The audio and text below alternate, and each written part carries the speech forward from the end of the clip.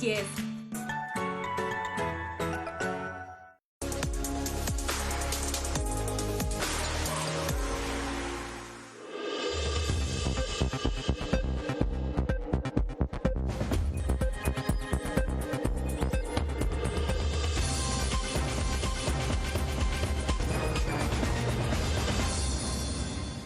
Madame, Monsieur, bonsoir, bienvenue au 20h30. Voici les titres du journal ce soir. L'opération Vacances citoyennes et patriotiques sans Covid-19 est sur les rails. L'initiative vise à barrer la voie aux dérives observées ces périodes. Le ministère de la Jeunesse et de l'Éducation civique mise sur une jeunesse patriote et respectueuse des mesures barrières. Au-delà d'une passerelle, le développement, la rencontre et le brassage des peuples, le désenclavement. Le pont sur la Sanaga est rendu opérationnel. Il a été inauguré ce vendredi par le ministre des Travaux publics. Une ambition, une passion, une vocation qui toutes convergent vers la consécration. Le Cameroun honoré par le prix Goncourt des lycéens remporté par l'écrivaine Djaïli Amadou Amal. Les félicitations du président de la République lui ont été transmises par le ministre des Arts et de la Culture. C'était les titres, les détails, c'est dans un instant.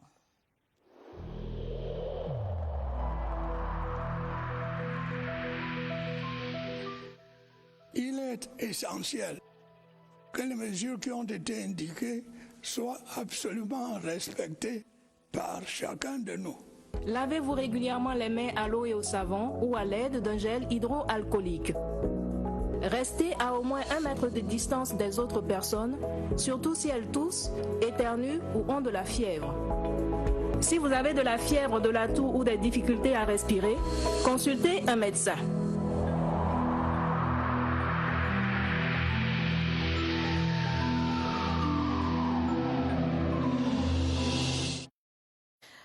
Bienvenue une fois de plus, Madame, Monsieur, merci de nous recevoir chez vous. Lutte contre l'incivisme urbain et rural, le ministère de la Jeunesse et de l'Éducation civique intensifie la sensibilisation et prône le redressement des mœurs.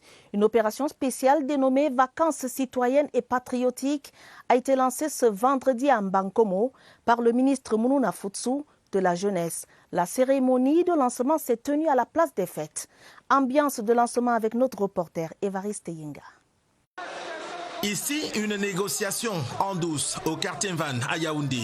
Là, la distribution du matériel de protection contre le coronavirus. Et là-bas, au lycée bilingue de Mbankomo, la remise des supports d'information. Voilà quelques aspects du déploiement de la caravane spéciale de sensibilisation des populations contre les dérives probables en période festive. Il y a de fortes chances que pendant les fêtes de fin d'année, qu'il y ait davantage de relâchement.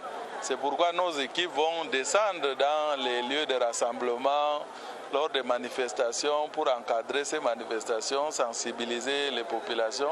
La caravane a sillonné routes et pistes de Mbankomo avant la cérémonie officielle de lancement de l'opération Fête de fin d'année citoyenne et patriotique. C'est la 5e édition, mais cette fois, la lutte contre le Covid-19 a été intégrée. Au-delà de la sensibilisation contre les actes inciviques, nous appelons cette année à ce que les équipes soient au front à nouveau pour intensifier la campagne spéciale que nous avons lancée pour la riposte contre le Covid-19 depuis mars 2020. Cette activité du ministère de la Jeunesse et de l'Éducation physique se poursuivra pour s'achever le 5 janvier 2021. Débits de boissons et lieux d'affluence publique verront débarquer les équipes mobiles de l'opération. Le choléra ne passera pas par les portails des établissements scolaires. Une vaste campagne de sensibilisation en direction des écoles primaires est officiellement lancée par les soins du ministère de l'Éducation de base en partenariat avec le ministère de la Santé publique. Et c'est Mbalngang, dans la Mefou à Kono, région du centre, qui servait de cadre ce vendredi à cette cérémonie. Le reportage de Daniel Menanga. Leçon 1. Il est dangereux de manipuler encore et encore le robinet à eau, potentielle source de microbes. Leçon 2. Éviter de consommer de l'eau à l'origine douteuse. En théorie, Mbalngong, dans l'arrondissement de Mbankomo, a assimilé l'essentiel. Le choléra est une maladie contagieuse. Elle est une épidémie. Elle se propage rapidement rapidement. Pour que la pratique rentre dans les habitudes chaque jour, petit coup de main du ministère de l'Éducation de base, avec ses kits d'hygiène et de salubrité. De venir ici en Balgon, non pas parce que ici vous avez des cas, mais dans le cadre de nos activités, il est important pour nous de faire de la sensibilisation. Il s'agit de lancer un message fort à toute la communauté pour une amélioration de l'hygiène en milieu scolaire. En espérant que les autres écoles primaires et maternelles sur le reste de l'étendue du territoire national retiennent et appliquent ces quelques fondamentaux de la lutte contre le choléra.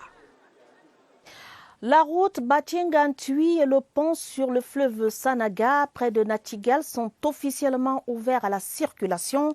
Le ministre des Travaux publics Emmanuel Nganou Djoumessi, qui accompagnait le ministre délégué à la présidence de la République chargé des marchés publics, a présidé la cérémonie d'inauguration ce jour en Tui. Occasion pour les représentants des populations de rendre un vibrant hommage à Paul Biya, le président de la République, l'initiateur du projet qui a transformé un long rêve en réalité. Sons et couleurs de cette inauguration dans ce reportage de Rodrigue Bertrand-Tueno.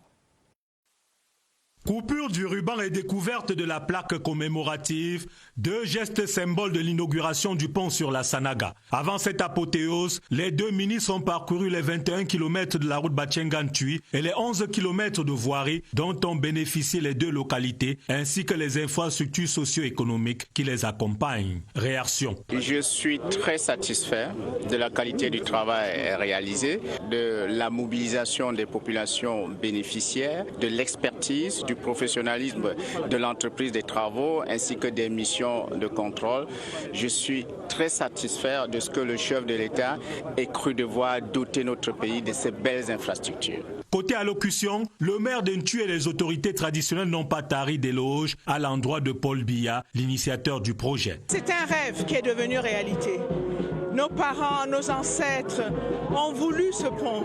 Nous mettions des heures et des heures pour traverser et aujourd'hui nous n'avons que 45 minutes pour quitter de Yaoundé. Le directeur de l'Agence française de développement, l'un des 5 partenaires financiers du projet, y a vu l'appui sans faille de la France au Cameroun dans sa volonté de développer ses infrastructures. Batiengane-Tui est le lot 1 du corridor en construction. Batiengane-Tui-Yokole-Natibati, 381,1 km, dont le ministre a annoncé le chronogramme d'achèvement qui émoustillera les populations de ces localités comme celle d'Umbam et Kim. Montée en puissance de la bourse et des projets intégrateurs, la communauté économique et monétaire de l'Afrique centrale renforce sa bourse unique et son intégration physique. Les ministres de l'économie, des finances et de l'intégration des 6 pays de la CEMAC, réunis ce vendredi par visioconférence, ont validé les premières listes des entreprises publiques et privées qui vont être cotées à la bourse de Douala. Voyons tout cela avec Marie-Laurence Sunke. La 12e session du comité de pilotage du programme de réforme économique et financière de la CEMAC s'est dénouée sur l'engagement d'un nouvel approfondissement de l'intégration économique et financière de la CEMAC.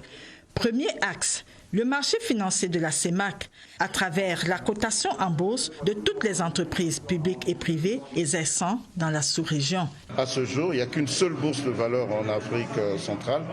Elle est en train de se mettre en place. Aujourd'hui, il y a quelques opérations qui se font en bourse.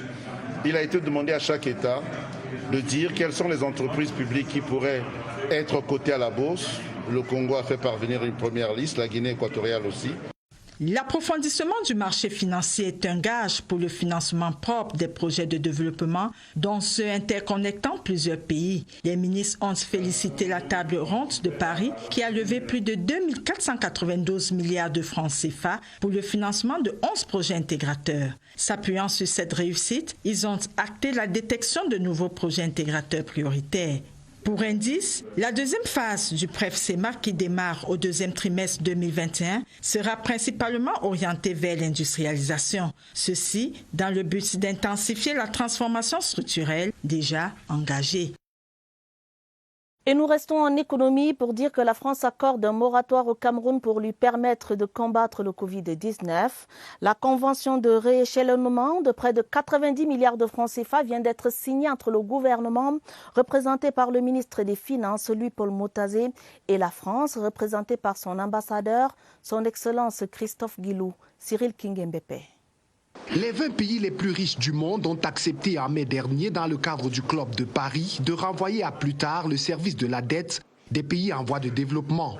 La France a paraphé en faveur du Cameroun ce moratoire pour une enveloppe de 89,7 milliards de francs CFA.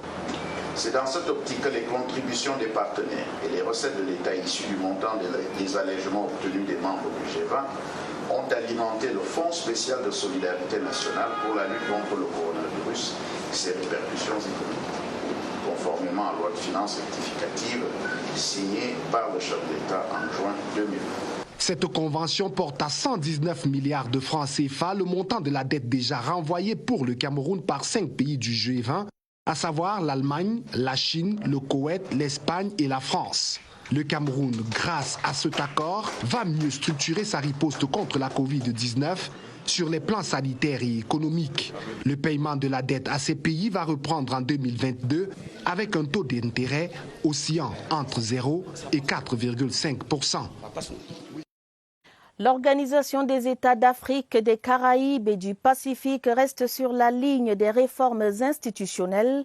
Il est question de faire de cette entité un cadre de partage d'un destin commun.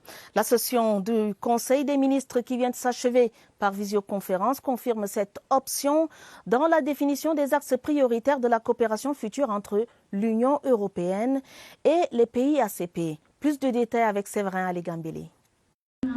Des 3 jours de débat en mode virtuel sur l'activité du comité des ambassadeurs et le secrétariat général de l'OEPC, on retient des avancées notables dans la voie des réformes institutionnelles. Nous sommes appesantis sur le régime financier. Le régime financier de l'OACP, ce qui nous a permis de décider de la mise sur pied des comités d'audit et des comités de budget.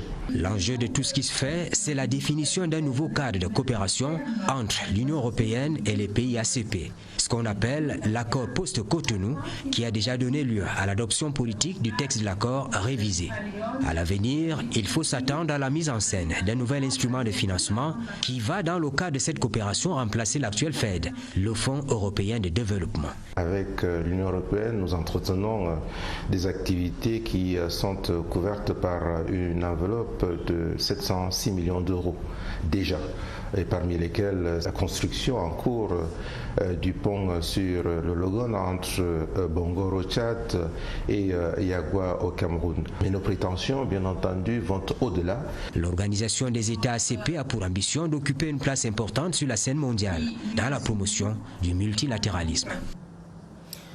Le siège provisoire du futur bureau du Conseil régional de l'Ouest vient d'être visité par le ministre de la Décentralisation et du Développement local, Georges Elanga Obam, qui a prescrit à l'entreprise en charge des travaux le respect des délais pour une livraison conforme au cahier des charges. Les détails dans ce reportage que signe Jean de Dieu Coigneux de CRTV Ouest. C'est dans cet immeuble de la délégation régionale de l'emploi et de la formation professionnelle, Sizokati Banengu, que siégera de façon provisoire le nouveau bureau du Conseil régional de l'Ouest.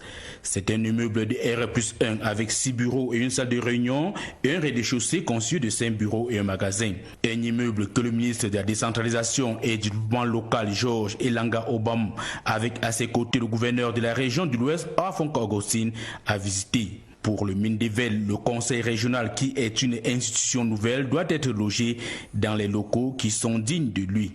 Je crois que le choix a été fait par M. le Président de la République que cet édifice abrite provisoirement le siège du Conseil régional de l'Ouest. C'est une activité importante de doter le Conseil régional d'équipements qui lui permettent de fonctionner avec pertinence et avec efficacité pour que l'institution nouvelle que ce conseil représente et au plan symbolique des locaux qui soient dignes de lui. À cet effet, l'entreprise en charge des finitions des travaux doit respecter les délais prescrits dans le cahier de charge, d'où cette accélération des travaux. Le ministre a également visité la salle de conférence de l'hôtel de ville de Bafoussam qui abritera le 22 décembre prochain l'élection des membres du bureau du conseil régional. Réduire la violence armée au Cameroun à travers la lutte contre la détention illicite d'armes légères et de petits calibres par les civils.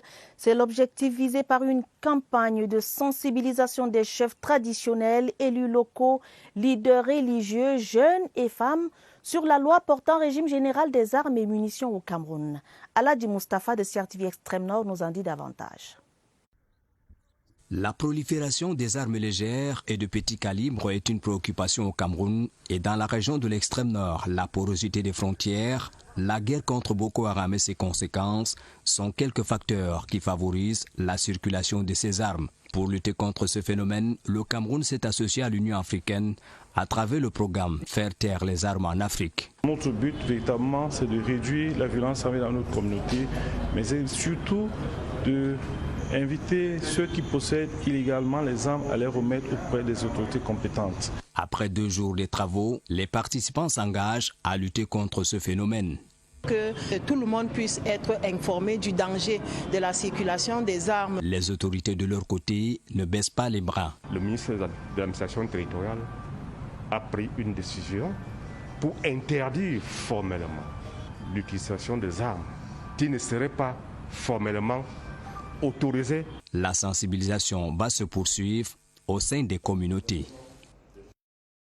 Quelle sera la ville la plus propre au Cameroun? La question est posée. En tout cas, la capitale économique est sur la ligne de départ. Le ministre du Développement urbain et de l'Habitat, Célestine Kétia-Cortès, vient de séjourner à Douala dans le cadre du lancement du concours Ville propre dans la région du littoral. La cérémonie a vu la participation d'autorités administratives et de la ville de Douala. Le compte rendu de Chris Patricia Loulouga de CRTV Littoral.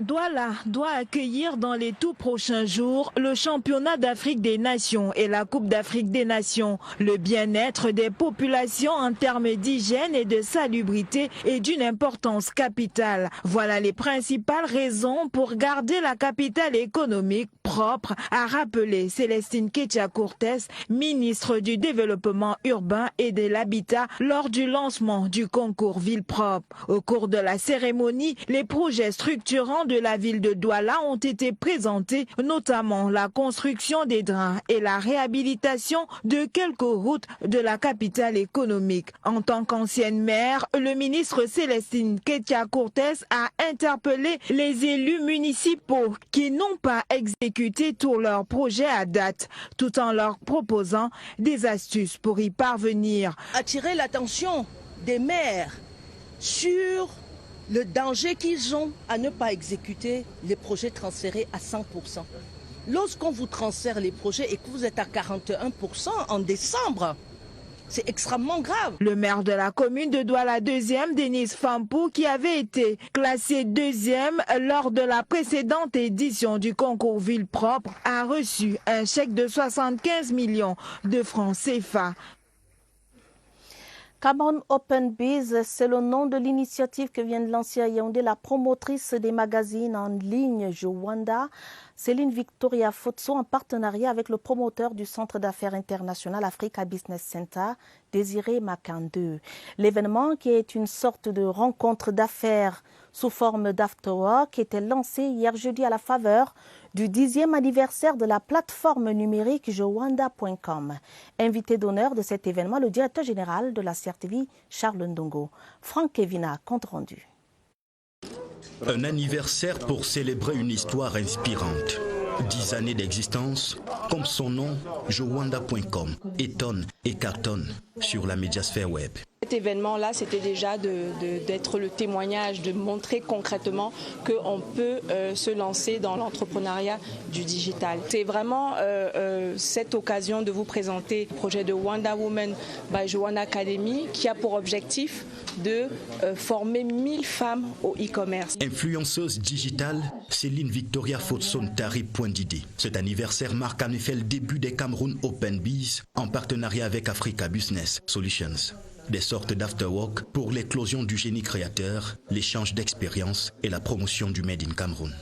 Invité de marque, le directeur général de la CRTV salue cette jeunesse qui ose. Pour Charles Ndongo, le Cameroun est un trésor africain. Il faut le courage d'une Céline Victoria, se dire que mais pourquoi on ne dit que du mal de mon continent, de mon pays, alors qu'il y a par ailleurs des choses positives qui se font. Je crois que c'est vraiment ce qu'elle nous a apporté, une leçon de courage. Un avis de sage pour une jeunesse déterminée à redynamiser l'écosystème entrepreneurial camerounais. La fin de notre série sur les priorités et les innovations du budget 2021. Ce soir, arrêt sur le secteur routier. L'année 2021 est partie pour être une année de réception des chantiers en cours, telle la phase 1 de l'autoroute Yaoundé-Douala et de démarrage d'autres chantiers, notamment la route Ebolova à Komde-Kribi. Plus de détails avec Lucrèce Mbenga.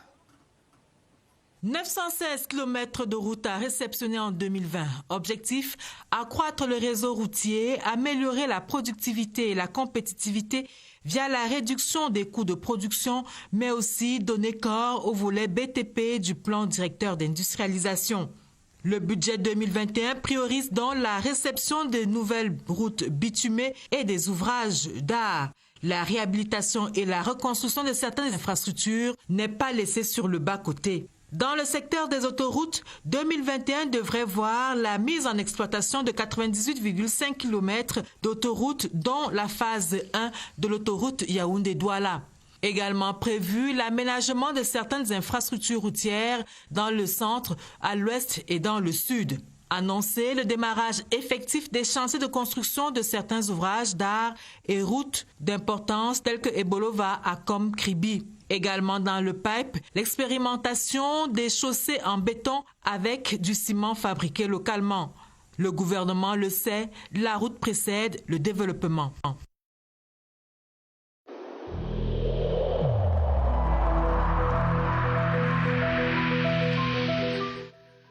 Le port du masque dans l'espace public restera obligatoire jusqu'à nouvel ordre.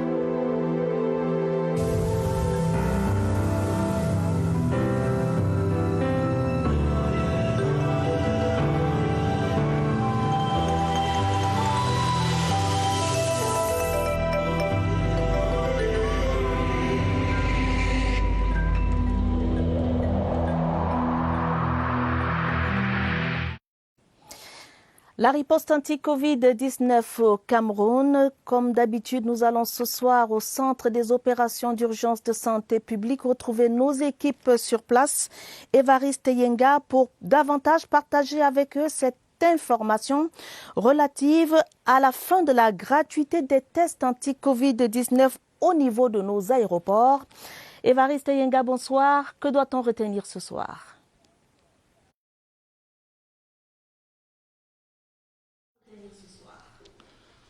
Bonsoir Atta, Badine Omar. La cessation de la gratuité des tests PCR au niveau des aéroports internationaux de Yaoundé et Douala effectif dès ce jour, et aussi la centralisation des points d'administration de ces différents tests PCR pour les voyageurs en situation de débarquement et d'embarquement. Et information de dernière minute, on en parle avec le docteur Fané Mamat, incident manager numéro 2 ici au COUPS. Docteur, bonsoir. Bonsoir Évariste. Et merci d'avoir accepté pratiquement au pied levé notre invitation. Désormais, les tests sont payants à l'aéroport. Combien cela va coûter ? Tout à fait, Évariste. Il faut dire que le ministre de la Santé publique, dans son communiqué radio-presse du 16 décembre dernier, a annoncé cette signature de convention de délégation de services à l'entreprise Meditest, qui a plusieurs missions, entre autres celui du dépistage des passagers, de tous les voyageurs qui sortent et qui entrent au Cameroun. Alors, le coût qui va englober, outre le dépistage, mais aussi toutes les opérations de désinfection, décontamination des voyageurs et également des bagages, mais aussi l'authentification, la vérification des tests de ceux qui vont arriver. Donc, ce coût, il est de 60 000 francs parce que c'est le RT-PCR à la sortie, mais également pour les voyageurs qui entrent au Cameroun, qui débarquent, il est de 30 000 francs CFA. dorénavant, donc on peut faire ces dépistages pour ceux qui voyagent à Yaoundé, Bastos. Le numéro 1293. Le poste à Yaoundé, le site de Yaoundé. À Douala, à Bonapriso, le numéro utile, c'est le 653 72 72 93, 660 12 12 91. Donc les informations sont disponibles, donc les voyageurs peuvent appeler pour avoir plus d'informations. Docteur, on vient de comprendre qu'il ne sert plus à rien d'aller effectuer son test PCR dans un autre laboratoire, mais il faut aller à ces 2 points qui ont été indiqués. Lorsqu'on voyage, lorsqu'on veut effectuer un voyage. C'est compris. Coût global, 90 000, 60 000 pour ceux qui sont en situation d'embarquement et 30 000 pour ceux qui sont en situation de débarquement au Cameroun. Merci docteur, on reviendra sur certains aspects de cette information. Il faudra bien que les téléspectateurs soient fixés. La gratuité de tests PCR a cessé ce soir pour ce qui concerne uniquement les voyageurs, pas les aéroports de Yaoundé et de Douala. Et cela est effectif depuis ce vendredi. À vous le plateau. Merci Évariste Yenga. Merci également à votre invité, le docteur Fané Mahamat, pour toutes les informations communiquées. Je complète pour ce qui est du numéro de Yaoundé Bastos qu'il s'agit bien du 653 72 72 23 et du 672 12 93. L'écrivaine Djaïli Amadou Amal, célébrée par le gouvernement camerounais, la gagnante du prix Goncourt des lycéens et du Goncourt Choix de l'Orient 2020, a reçu des mains du ministre des Arts et de la Culture, Bidumpat, la lettre de félicitations du président de la République, son Excellence Paul Biya. C'était au cours d'une cérémonie solennelle à la salle de conférence du Musée national à Yaoundé. Plus de détails avec Joël Igor Abanda. C'est une reconnaissance nationale pour l'écrivaine camerounaise, vainqueur des prix Goncourt des lycéens et Goncourt Choix de l'Orient 2020. Cette lettre de félicitations sous pli fermé du président de la République Paul Biya, remise par le ministre des Arts et de la Culture, Dr Pierre Ismaël Bidumpat, à Amal Djaïli Amadou. Je suis très fière d'avoir porté haut les couleurs de notre drapeau national. Je remercie le chef de l'État, le président Paul Biya, pour cette lettre d'encouragement. Écrivaine à la créativité exceptionnelle, prolifique, la Camerounaise vient de remporter le prix international Goncourt des lycéens avec son livre Les Impatientes. Un ouvrage qui en 2019 avait déjà remporté un laurier mémorable, le prix Orange du livre en Afrique. Le principal challenge maintenant, c'est d'abord le prix Goncourt des lycéens. Donc il faut parler du roman, il faut faire la promotion, il faut rencontrer des personnes, il faut parler du Cameroun. Le gouvernement camerounais et le monde de la culture reconnaissent en Amal Djaïli Amadou une écrivaine créative et proactive qui contribue chaque jour à la culture du vivre ensemble harmonieux, l'unité et l'intégration nationale. Restons dans le livre avec cette fois le multiculturalisme camerounais et sa praxis quotidienne. Le nouveau livre de l'abbé Jean-Marie Baudot est disponible. La cérémonie de dédicace a eu lieu cet après-midi en présence du directeur du cabinet civil de la présidence de la République, représentant personnel du chef de l'État. L'ouvrage a été célébré par une demi-douzaine de critiques. Elvis Mbimba. Au palais des congrès de Yaoundé ce vendredi, le représentant personnel du président de la République, des hauts dignitaires de l'État et des hommes de science pour la réception officielle d'un livre. Ce que l'auteur demande aux Camerounais, c'est de participer à ce système de cotisation multiculturelle. Et dès qu'on cotise de manière multiculturelle, automatiquement, on s'est dit, ah, ça c'est mon frère, c'est mon camarade, puisque nous sommes ensemble dans la même cotisation. C'est cette insistance sur le dialogue entre les cultures, le dialogue entre les peuples, n'est-ce pas, pour un vivre ensemble harmonieux. Les idées de l'auteur Jean-Marie Baudot sont saluées par la critique sur l'inexistence d'une culture supérieure ou la vocation des peuples camerounais à former un destin commun. Ceux qui ont eu à témoigner de ce qu'ils ont lu, ils ont dit l'intérêt qu'il y a là-dedans et je suis fier.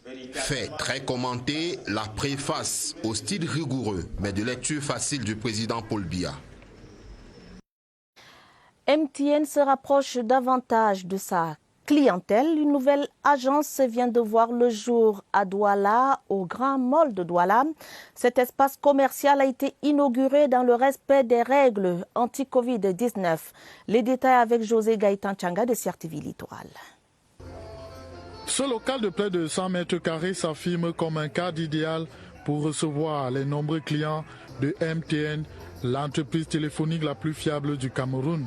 On veut pouvoir offrir à nos clients une expérience qu'ils n'auront jamais vécue au Cameroun.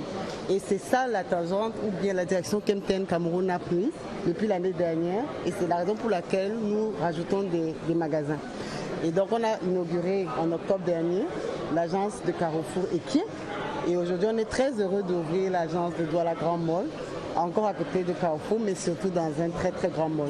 Tout est digital ici. On veut que nos clients puissent avoir une expérience, tester des nouveaux téléphones, tester des nouveaux Mi-Fi, passer du bon temps, écouter de la musique. On a une aire de jeu où ils pourront découvrir tous nos jeux vidéo et ensuite de ça se faire servir si jamais ils ont des besoins. À part qu'elle soit très belle, c'est plus de 100 mètres carrés. C'est l'une des plus grandes agences que MTN Cameroun est ouverte, à part nos 2 flagships. Avec la tenue dans quelques jours du CHAN et de la CAN, à Douala, les populations ont besoin d'un réseau téléphonique à la hauteur de la compétition. Cette inauguration apporte un plus au bouquet de fleurs que nous réservons aux équipes qui vont arriver à Douala. C'est pour dire que le chef de l'État tient à ce que notre ville, qui va accueillir le CHAN bientôt, puisse rayonner de 1000 feux. Et Douala, c'est pratiquement le hub de la sous-région. Nous aurons plus que le Grand Mall, les infrastructures sportives et autres. Cette 7e agence installée dans la capitale économique augmente l'offre en espace d'accueil dédié aux clients. MTN compte désormais 22 agences sur le plan national. Musique et mode à l'affiche des rendez-vous culturels du week-end. Prenez rendez-vous à Yaoundé avec Lady Ponce ce week-end. À Douala, notez le rendez-vous de la première édition de la Nuit de la mode. Ce sera demain samedi. Laetitia Onana déroule l'affiche culturelle du week-end. Le Châtel Cabaret déroule le tapis rouge ce soir à Lady Ponce. Ne ratez surtout pas ce spectacle 100% live ici à Yaoundé. Toujours ce week-end à Yaoundé, faites un tour à la Luciole Bar pour une partie de Menzang. Samedi à Douala, la nuit de la mode fait les yeux doux aux fashionistes. Le Jet Hotel vous accueillera dès 19h pour une soirée riche en son et en lumière. Dimanche, le match des célébrités en faveur des enfants défavorisés est annoncé au club comme tel. Moustique le charismatique, Valérie Ndongo, Crotal, Magasco et bien d'autres artistes vous y attendent dès 15h. Bon week-end. Sport, pour dire que la région du Sud-Ouest va accueillir le groupe D de la compétition du CHAN, constitué de la Tanzanie, de la Zambie, de la Namibie et de la Guinée. La ville de Limbe brûle déjà d'impatience d'ouvrir ses portes aux délégations étrangères et à toute la planète du football. Limbe dans l'attente du CHAN, c'est avec Évariste Yenga. L'arrêt est encore basse entre l'océan Atlantique et Limbe. Mais elle est déjà haute, l'impatience des amateurs du football qui ont hâte de voir débarquer les délégations de Guinée, Tanzanie, Namibie et Zambie. Il y a une émotion par rapport à ça. Surtout qu'il y a les équipes étrangères qui vont venir dans la zone. C'est aussi une expérience pour nous les joueurs locaux de voir comment ça va se passer en live. Cette ville aura besoin d'aller dans les stades pour vivre en direct. Victoria, ancienne appellation de Limbe, fait déjà sa toilette. Les autorités locales veulent préserver le slogan Town of Friendship, ville de l'amitié, dont jouit la zone balnéaire. Les préparatifs sont avancés. Nous avons pris certaines mesures pour que nos taxis soient vraiment identifiables. On n'aimerait plus rencontrer un taxi avec le numéro de châssis. Il faut un numéro d'immatriculation réel. Il faut un numéro de portière. De nuit, Limbe affiche d'autres couleurs. Parure de fin d'année et atour en vue du CHAN à Centromel. La plage volcanique attend déjà ses hôtes. C'est le champ des flots. Avant de refermer ce journal, je signale ces télégrammes officiels du président de la République du Cameroun. Le premier à son Excellence Mahamadou Issoufou, président de la République du Niger. Et le second à son Altesse Tamim Ben Hamad Al Thani, émir du Qatar à Doha. À l'un et à l'autre, le président de la République adresse ses vives et chaleureuses félicitations à l'occasion de la célébration des fêtes nationales de leurs États respectifs. Fin du journal préparé avec la collaboration de Mariam Mazou et Rosine Manga. Prochain rendez-vous avec l'information à minuit. Vous serez en compagnie de Joseph Gouetamandin et de Gideon Tazom. Bonne soirée en compagnie des programmes de la CRTV. Madame, Monsieur, à demain 20h30, Inch'Allah.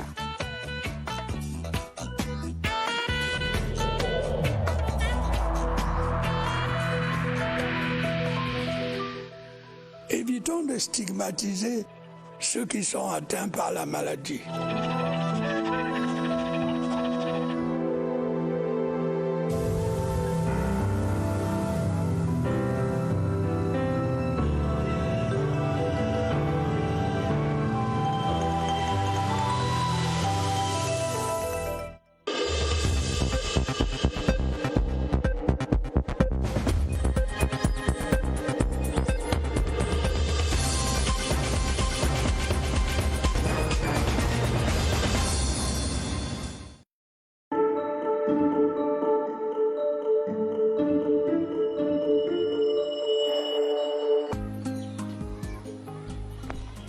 Voisine, tu me dois de l'argent, tu te permets d'acheter un nouveau téléphone?